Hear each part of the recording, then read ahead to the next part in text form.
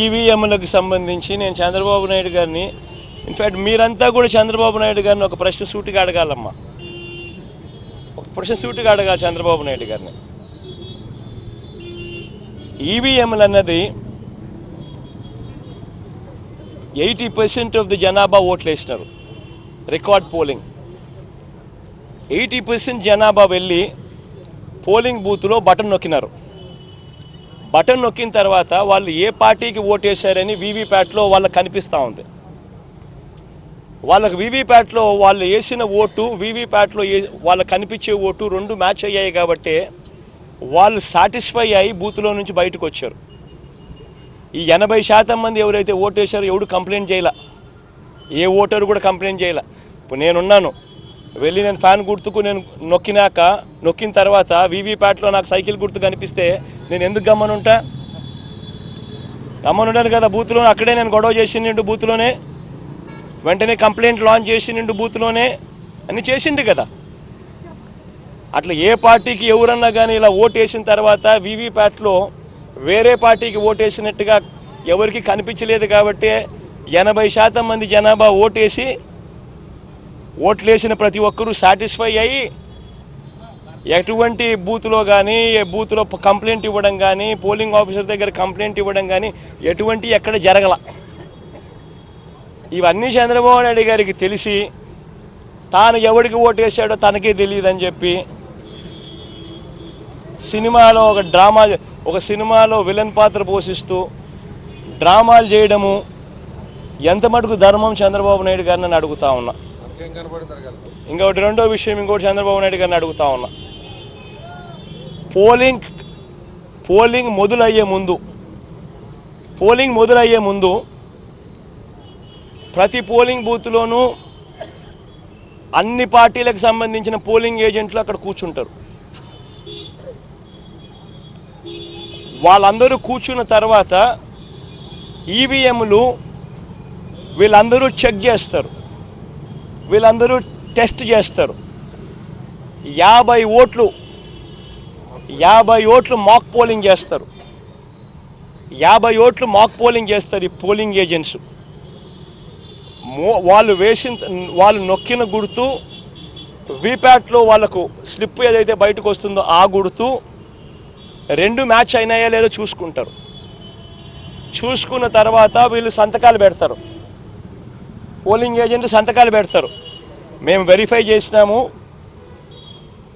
50 ఓట్లు ఒక్కొక్కరు 50 ఓట్లు వెరిఫై చేసినాము, ఈవీఎంలు బాగా పనిచేస్తూ ఉన్నాయి అని సంతకాలు పెడతారు. ఆ సంతకాలు పెట్టిన తర్వాతనే జనరల్ ప్రజలకు, పబ్లిక్కు ఓటింగ్ను పర్మిట్ చేస్తారు. ఓటింగ్ తర్వాతనే అవకాశం ఇస్తారు జనరల్ పబ్లిక్కు. మరి ఇటువంటి తెలుగుదేశం పార్టీకి సంబంధించిన ఏజెంట్లే అన్ని పార్టీలకు సంబంధించిన ఏజెంట్లతో పాటు కలిసి నొక్కి వీవీప్యాట్లలో కూడా దాన్ని చూసుకొని కరెక్ట్గా అన్నీ పనిచేస్తూ ఉన్నాయని చెప్పి వెరిఫైడ్ అని చెప్పి సంతకం పెట్టి పోలింగ్ ఆఫీసర్లకు ఇచ్చిన తర్వాతనే పోలింగ్ మొదలైంది. మళ్ళీ ఏ రకంగా చంద్రబాబు నాయుడు గారు చెప్తారు ఈ రకంగా ఈవీఎంలు అది జరిగాయి, ఈవీఎంలు ఇది జరిగాయి, నేను ఎవరికి ఓటేసానో నాకు తెలియదు అని చెప్పి ప్రజలను తప్పుదోవ పట్టించడం నిజంగా ఒక ముఖ్యమంత్రి స్థాయిలో ఉన్న వ్యక్తి చేయదగ్గ పనేనా అని అడుగుతా ఉన్నా. ఇక మూడోది చంద్రబాబు నాయుడు గారిని మీ తరపున అడుగుతా ఉన్నా, మీరు కూడా దయచేసి అడగండి. అప్పుడన్నా ఇంకా వీవీప్యాట్లో ఇంకా లేవు, ఇంకా మేము అనాలా. అప్పుడు బటన్ ఎవరికి నొక్కినామో ఎవరికి పోటు పడిందో మాకు తెలియదని మేము అనాలా. కానీ ఇక్కడైతే కనీసం కనిపిస్తూ ఉంది. వీవీప్యాట్ తర్వాత ఇంకా వీవీప్యాట్ కూడా వచ్చింది. బటన్ నొక్కిన తర్వాత వీవీప్యాట్లో కనిపిస్తూ ఉంది ఏ పార్టీకి ఓటేసామని. అప్పుడు చంద్రబాబు నాయుడు 2014లో గెలిచినప్పుడు అది కూడా లేదు, అయినా మేమేమనలా. చంద్రబాబు నాయుడు గారు నంద్యాల బై ఎలక్షన్ చేసినాడు, తర్వాత 30,000తో గెలిచినాడు నంద్యాల బై ఎలక్షన్. అప్పుడు ఇదే ఈవీఎంలు ఇదే వీవీప్యాట్, ఆయనకు అనుకూలంగా తీర్పు వస్తే ఏమలా అన్నీ బాగున్నాయి. వీవీప్యాట్లు బ్రహ్మాండంగా ఉన్నాయి, ఈవీఎంలు బ్రహ్మాండంగా ఉన్నాయి. మరి ఇదే ఈవీఎంలు జనరల్ ఎలక్షన్స్కు 3 నెలల ముందు రాజస్థాన్, ఛత్తీస్గఢ్, మధ్యప్రదేశ్ 3 రాష్ట్రాలలో కాంగ్రెస్ పార్టీ గెలిచింది, ఇంక్లూడింగ్ కర్ణాటకలో కూడా. 4 రాష్ట్రాల్లో కాంగ్రెస్ పార్టీ గెలిచింది, బీజేపీ ఓడిపోయింది. 4 ఎలక్షన్లు, ఎన్నికలకు జనరల్ ఎలక్షన్స్కు 3 నెలల ముందు. మళ్ళీ అప్పుడు ఇవే ఈవీఎంలే కదా. అప్పుడు ఎందుకు చంద్రబాబు నాయుడు మాట్లాడలేదు? ప్రజలు తనను వ్యతిరేకంగా ఓటు వేస్తున్నారు అని చెప్పి తెలిసి ప్రజల గాలి తన వైపు లేదు అని తెలుసుకొని ఎంతటి దారుణంగా డెమోక్రసీని అవహేళన చేస్తూ ప్రజల తీర్పును అవహేళన చేస్తూ మాట్లాడుతూ ఉంటే ఈ మనిషి నిజంగా మనిషేనా అని అడుగుతా ఉన్నా.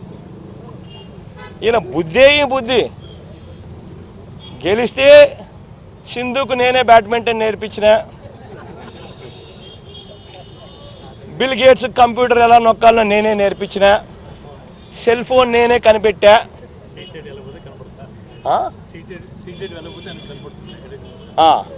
ఎక్కడన్నా కానీ స్ట్రీట్ లైట్ వెలగకపోతే నా కంప్యూటర్లో నాకు కనిపిస్తుంది. ఇవన్నీ